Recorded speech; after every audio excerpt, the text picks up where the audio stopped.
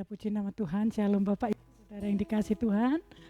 Apa kabarnya pada pagi hari ini? Saya percaya kita semua penuh sukacita Tuhan dan bersemangat untuk beribadah kepadanya.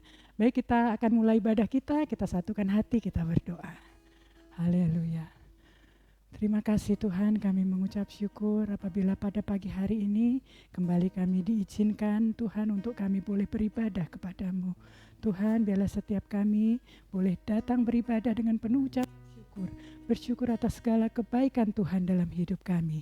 Dengan apa kami balas kebaikan-Mu Tuhan, biarlah setiap hati kami memuji-muji Engkau dan memuliakan nama-Mu, dan menyiapkan hati kami untuk mendengarkan firman-Mu. Hadir di tengah-tengah kami Tuhan, hanya nama-Mu yang kami permuliakan. Di dalam nama Tuhan Yesus Kristus, mari kita yang siap beribadah kepada Tuhan, bersama saya kita katakan, amin. Haleluya. Kami memuji-muji Engkau ya Yesus, Tuhan Juru Selamat kami. Kami sambut Engkau pada pagi hari ini bertahta di atas puji-pujian kami. Haleluya.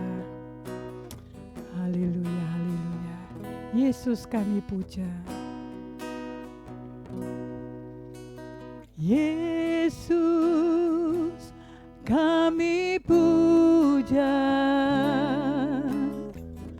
Kami sembah sebagai Raja, kami percaya berdiri di tengah kami, ditinggikan dan dipuji.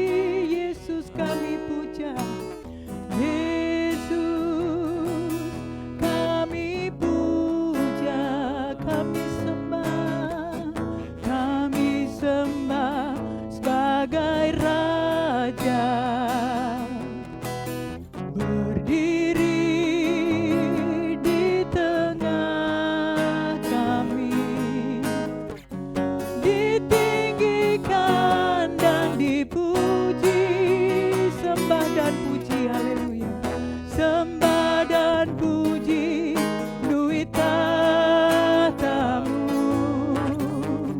Sembah dan puji penuhi tahta-Mu. Sembah dan puji penuhi tahta-Mu. Yesus Tuhan adalah Raja. Yesus Engkau kami sembah. Yesus kami puja. Kami sembah sebagai Raja, berdiri di tengah kami, ditinggikan dan dipuji. Yesus, Yesus kami puja. Kami sembah sebagai Raja, berdiri di tengah kami, ditinggikan dan dipuji. Sembah dan puji penuhi tahta-Mu. Sembah dan puji penuhi tahta-Mu. Sembah dan puji penuhi tahta-Mu.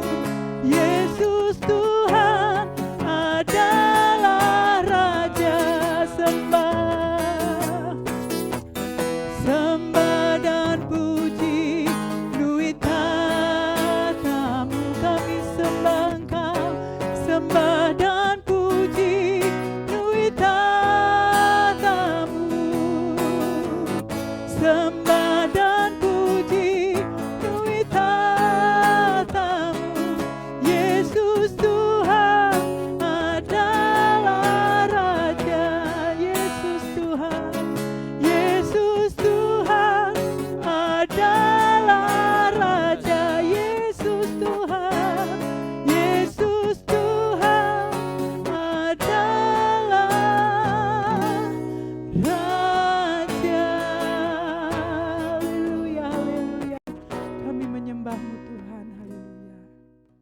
Haleluya. Bapa Surgawi, kami bersyukur di Jumat pagi ini kami boleh tersambung secara online dengan saudara seiman kami. Biarlah kami boleh pada pagi hari ini disirami oleh Tuhan, diberikan berkat-Nya, diberikan terang dari firman-Mu. Kami percaya firman-Mu tidak pernah kembali dengan sia-sia, melainkan mendatangkan berkat bagi kami yang percaya kepadanya, menuntun jalan-jalan kami ke tempat yang terbaik Tuhan sediakan. Kami mendengarkan firman-Mu di dalam nama Tuhan Yesus Kristus. Haleluya. Amin. Bapak Ibu Shalom.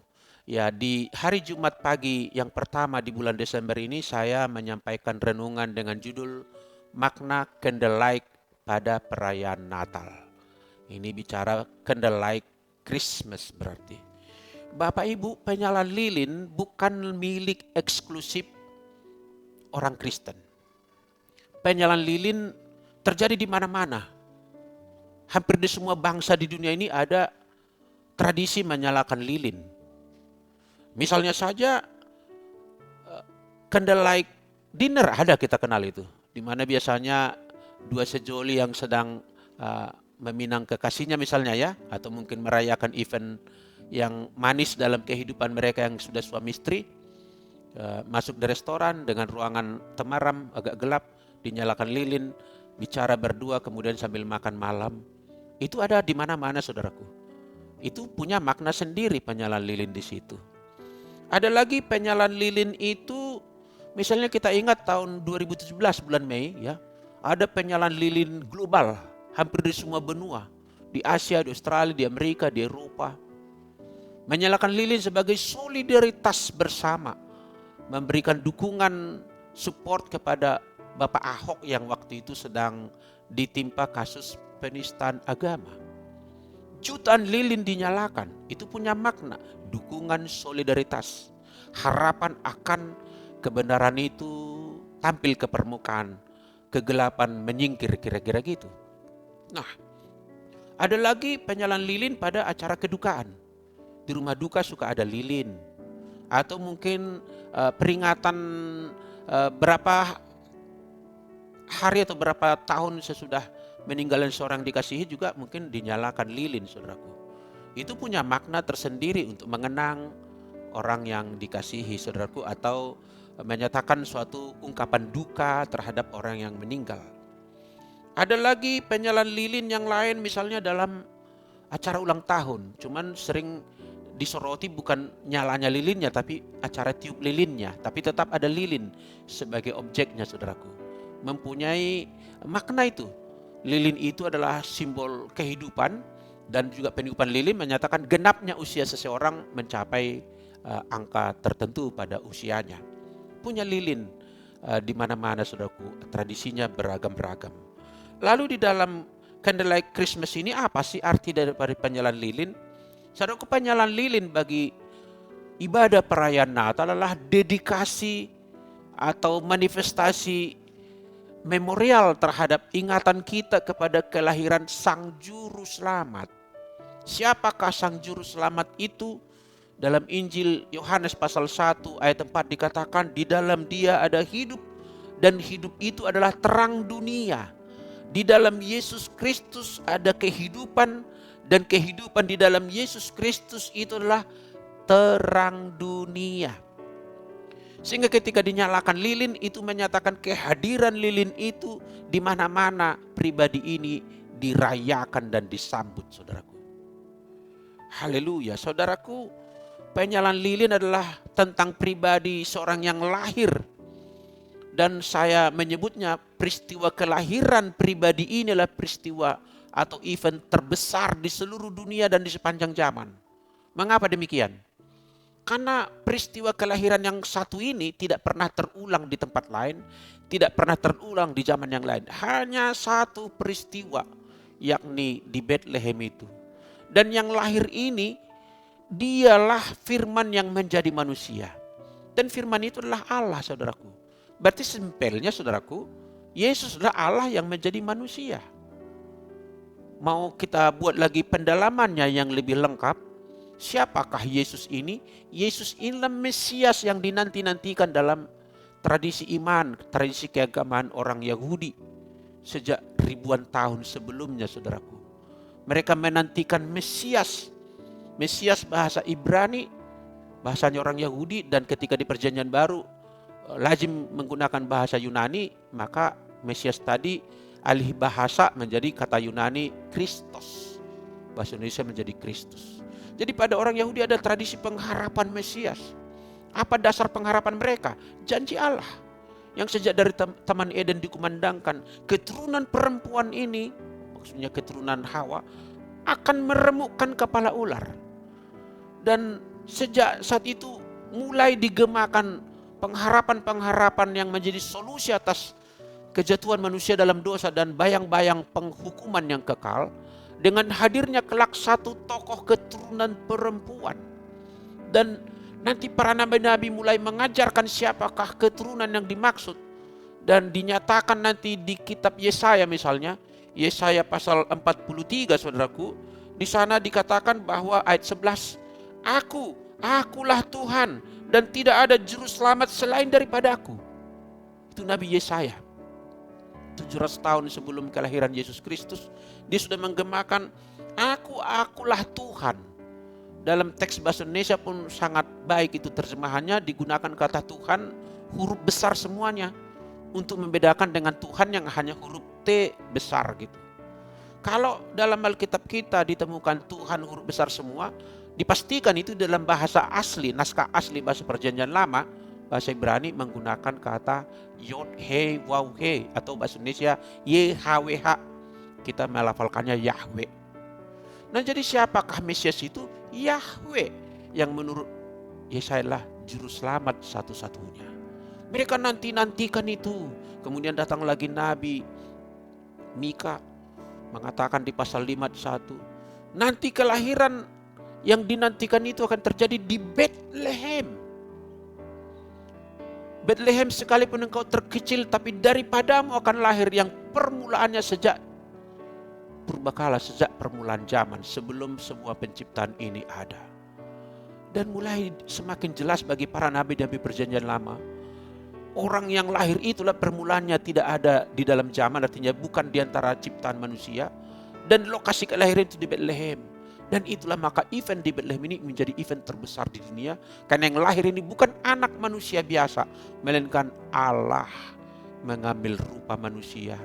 Yahweh menjadi manusia. Yahweh itulah Mesias.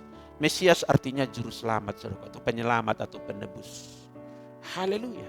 Sehingga ketika kita menyalakan lilin, kalau sekarang ini tidak selalu lagi lilin yang menyala yang dengan bahan kuno, tapi sekarang mungkin juga flashlight gitu ya, menyatakan terang itu bukan hanya mode-mode atau pelengkap atau hiasan-hiasan ornamentasi perayaan Natal, tapi itu punya makna yang khusus, yaitu mengakui sang terang telah lahir ke dunia, dan juga mengakui terang itu bersinar di mana-mana, termasuk di dalam diri saya yang mengangkat lilin ini. Saya mengakui Yesus Kristus adalah terang dunia.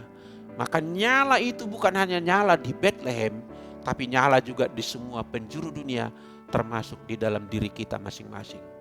Besar artinya penyalaan lilin pada perayaan Natal. Jauh lebih besar daripada penyalaan lilin pada ulang tahun, penyalaan lilin pada waktu solidaritas kemanusiaan, apalagi penyalaan lilin dalam candlelight dinner tadi. Ini makna spesial, saudaraku. Maka saudaraku, jangan hanya melaksanakan penyalaan lilin tanpa pemaknaan. Seringkali penyalaan lilin disertai dengan renungan Natal, seringkali disertai dengan pesan-pesan yang sangat personal, supaya kita tergugah hati kita tentang kehadiran daripada Sang Juru Selamat itu di dalam kehidupan kita, saudaraku. Saudara yang dikasihi Tuhan, bahwa Yohanes pasal 8 ayat 23 bunyinya demikian, lalu ia berkata kepada mereka, kamu berasal dari bawah, aku dari atas. Kamu dari dunia ini, aku bukan dari dunia ini. Jelas Yesus mengakui dia bukan keturunan manusia, saudaraku. Dia adalah bukan dari dunia ini. Artinya Allah, saudaraku. Ayat 24, Lukas 8 tadi. Karena itu tadi aku berkata kepadamu bahwa kamu akan mati dalam dosamu.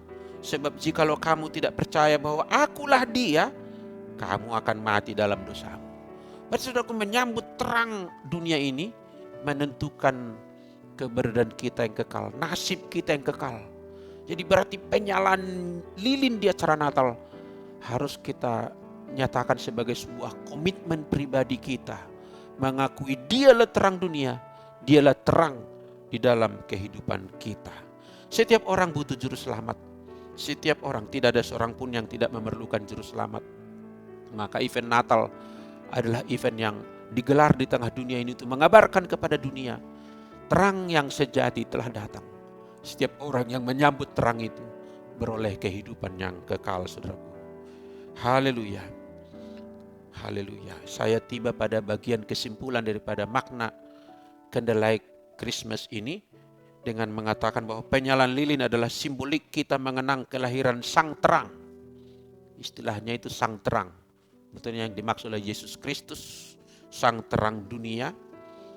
Jadi kita merayakan Dia, berkelindan di dalam di situ, bertumpang tindih di dalam itu. Secara langsung kita menyambut Sang Terang itu di dalam diri kita. Itu yang membuat penyalaan lilin kita menjadi saat yang sakral, saat yang agung, saat yang penuh berkat bagi kita semua. Jelaslah penyalaan lilin bukanlah hiasan tanpa arti. Bukan hanya satu bagian mata acara yang membuat perayaan-perayaan itu nampak ornamentasinya hebat, bukan. Tapi sungguh-sungguh sedang menyatakan suatu hal yang sakral di dalamnya. Suatu titik kontak. Jadi lilin adalah titik kontak, point of contact. Di mana kita mendaulat Yesus adalah terang dunia. Dan mendaulat Sang Terang itulah yang menerangi hidup kita sekarang, esok, sampai selama-lamanya. Sambutlah Yesus, tinggikanlah Yesus, beri Dia hormat, pujian dan kuasa, sebab Yesus Raja lahir di Bethlehem. Dia bukan manusia yang kelak menjadi raja, tapi Dialah Raja yang kekal menjadi manusia demi kasih-Nya menebus kita dari dosa. Tuhan memberkati kita. Selamat merayakan Natal di berbagai tempat, di gereja, di persekutuan, di mana saja. Berapa kali pun kita merayakannya, berapa kali pun kita melakukan candlelight dinner, Christmas. Mari kita jadikan momen itu momen yang sakral, momen yang mendedikasikan kehidupan kita untuk dipimpin Sang Terang yang ajaib ini. Tuhan memberkati kita. Mari kita akhiri dengan doa. Bapa Sorgawi, kami memasuki bulan Desember sebagai bulan perayaan-perayaan di berbagai tempat merayakan kelahiran Sang Juru Selamat. Biarlah Tuhan, kami berdoa semua perayaan Natal tahun ini berlangsung dengan damai, tidak ada gangguan, tidak ada huru-hara, tidak ada chaos, tidak ada kegaduhan. Biarlah damai yang dari sorga menyerap di seluruh dunia ini, sehingga benar-benar bulan Desember menjadi bulan penuh dengan sukacita, bulan yang penuh dengan rahmat Allah. Di mana-mana orang merayakannya, berkat Tuhan menyertai mereka. Di mana kota merayakannya, di sana pun diperintahkan Tuhan berkat-Nya melimpah-limpah. Di setiap negeri merayakan kelahirannya, negeri itu pun diberkati oleh Tuhan. Terima kasih Tuhan, terima kasih. Kami serahkan hidup kami dan apa yang akan kami kerjakan hari-hari ke depan ini dalam pimpinan-Mu. Sebagaimana Engkau terang dunia ini, biarlah Engkau menuntun kami. Sebab kami percaya firman-Mu adalah pelita bagi kaki kami, terang bagi jalan kami. Tuntun kami di tengah perjalanan di akhir tahun ini. Tuntun kami di perjalanan memasuki tahun yang akan datang. Biarlah dalam segala sesuatu Tuhan membawa kami ke jalan-jalan yang diberkati oleh Tuhan. Kami serahkan hidup kami ke dalam tangan-Mu. Kami bersyukur dalam nama Tuhan Yesus Kristus. Haleluya. Saudaraku, kita akan menerima berkat Tuhan di penghujung renungan Jumat pagi ini. Mari buka hatimu. Mari tadahkan tanganmu. Sambutlah Tuhan memberkatimu. Tuhan memberkati dan melindungi engkau. Tuhan menyinari engkau dengan wajah-Nya, memberikan kepadamu kasih karunia. Tuhan menghadapkan wajah-Nya kepadamu, maka penuhlah engkau dengan damai sejahtera. Tuhan memberkatimu sejak saat ini, esok sampai selama-lamanya, sampai Kristus datang yang kedua kali. Haleluya. Sama-sama kita berkata, amin. Salam bagi kita.